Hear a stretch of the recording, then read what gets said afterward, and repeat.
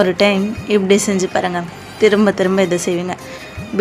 பீட்ரூட்டே பிடிக்காது அப்படிங்கிறவங்களுக்கு இதை செஞ்சு கொடுங்க, மறுபடியும் இதே மாதிரி வேணும் அப்படின்னு கேட்பாங்க. செய்யலாமா?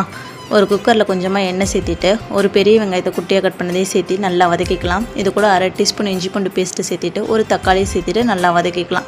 இது நல்லா வதங்கினதுக்கப்புறம் மஞ்சள் தூள், மிளகாய்த்தூள், மல்லித்தூள், கல்லுப்பு இது மூணையும் சேர்த்திட்டு நல்லா வதக்கிட்டு நம்ம குட்டி குட்டியாக கட் பண்ணி வச்சுருக்க பீட்ரூட்டையும் இது கூட சேர்த்து நல்லா வதக்கிக்கலாம்.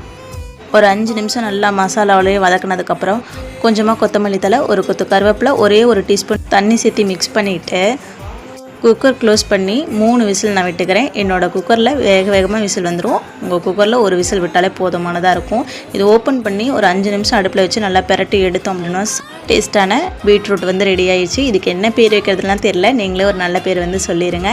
பிடிச்சா லைக் பண்ணி சப்ஸ்கிரைப் பண்ணி ஷேர் பண்ணுங்கள். அடுத்த வீடியோவில் பார்க்கலாம். பாய்.